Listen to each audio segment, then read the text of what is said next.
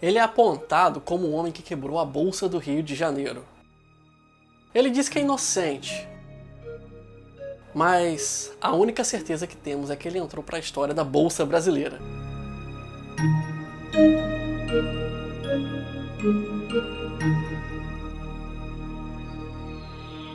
Hoje nós vamos falar de uma pessoa, uma personalidade viva. Então, o nosso objetivo aqui não é falar bem nem mal de ninguém, mas aprender um pouco mais com a história dessa pessoa como lição de vida, até pra gente saber como evitar perigos e também saber como algumas decisões podem afetar a vida de várias pessoas. E a história de hoje fala justamente sobre isso. Antes que eu conte essa história, vou pedir para você deixar seu like, compartilhar esse vídeo com os amigos, com as amigas, se inscrever no canal se não fez isso e principalmente comentar, que é com o comentário de vocês que eu monto conteúdo e vou trazendo esses vídeos, beleza? Então tá dado o recado, então bora pra história. Najin nasceu no Líbano no ano de 45, mas até os 22 anos de idade foi criado no Egito, em boa parte da sua vida. Só então é que ele desembarcou aqui no Brasil carregando a quantia incrível de 50 milhões de dólares. Sim, algumas pessoas têm um começo mais fácil do que as outras. Então, com 22 anos, muita energia da idade e disposição financeira, ele vai abrir rapidamente um conglomerado de empresas e se tornou uma pessoa muito importante. Narras tinha bancos, seguradoras, fazenda de produção de coelhos, fábricas e outros negócios. Era tanta coisa que eu não consegui enumerar tudo aqui. Mas ele tinha um conglomerado muito importante. Na verdade, ele é um empresário importante até hoje. Mas não é como empresário que ele ficou conhecido. Afinal de contas, muitas pessoas consideram ele como o homem que quebrou a bolsa. A história dele começa na década de 80, uma época de grande rivalidade entre a Bovespa, a Bolsa de São Paulo, e a Bolsa de Valores do Rio de Janeiro. Para quem não sabe, era uma época de alta volatilidade e isso era perfeito para quem trabalhava com especulação. Então, com o interesse dele no mercado da Bolsa de Valores e a fim de alavancar mais dinheiro, o que ele fez? Ele começou a comprar e vender ações para ele mesmo. Sim, meus amigos, ele comprava ações que tinham um valor baixo e através de laranjas ele comprava de volta essas ações até inflar o preço e ele efetivamente vender de volta. Conta os autos da história aí que ele chegou a ter mais de 100 laranjas trabalhando para ele. Naquela época, esse tipo de negociação era chamada de Zé com Zé, mas para facilitar, não é muito diferente do que a gente chama de pump and dump hoje em dia. O que é isso? É o fato de você inflar artificialmente o preço de uma ação e jogar no mercado depois. Isso pode ser desleal com outros compradores. Só que naquela época a lei não era tão rígida assim e havia brechas, margens legais para que ele pudesse fazer isso. Hoje em dia, nem pensa em fazer isso. É crime, crime mesmo, tá? E para completar a história, ele nem usava o próprio dinheiro. Ele usava dinheiro de bancos que financiavam as operações. Ou seja, ele não colocava o dinheiro dele na negociação. Ele pegava empréstimos e fazia compras, e nós estamos falando de altos volumes de compras.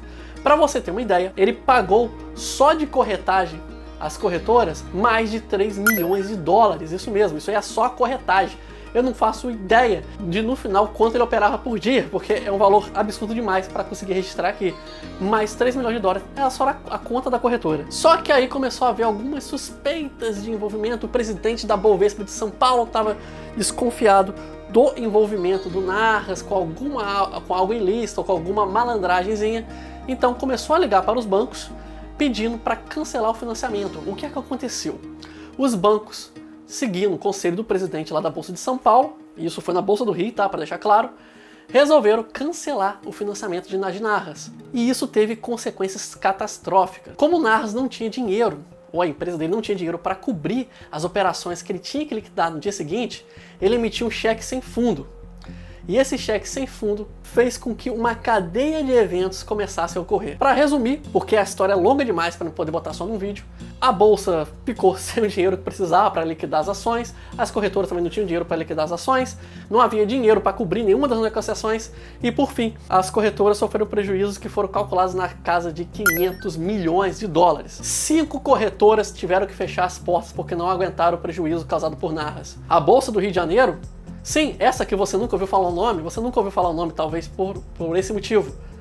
Ela capengou até o ano de 2000, quando ela não aguentou carregar o prejuízo até lá e finalmente fechou as portas. A maioria das negociações foram absorvidas pela Bolsa de São Paulo, mas a Bolsa do Rio fica aí nos corações de quem conheceu. Sobre o Narras, ele chegou a pegar 24 anos e 8 meses de prisão, mas ele conseguiu cumprir essa prisão em liberdade, então ele não ficou tecnicamente preso, só condenado mesmo. E em 2007, ele entrou com uma ação e foi absolvido pela justiça e é considerado inocente até hoje. Enfim, é uma história doida, correto? Eu queria saber a sua opinião.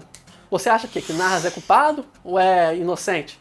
Eu não sei do ponto de vista legal, a justiça inocentou ele, mas eu acho muito interessante para a gente entender como é que funciona a dinâmica da bolsa. Sim, muitas vezes as operações são realizadas com dinheiro que não existe, e é por isso que a gente tem que ficar atento à volatilidade e os riscos reais do mercado. Não falo isso para você se afastar, não, eu acho que um bom investimento ainda vale a pena.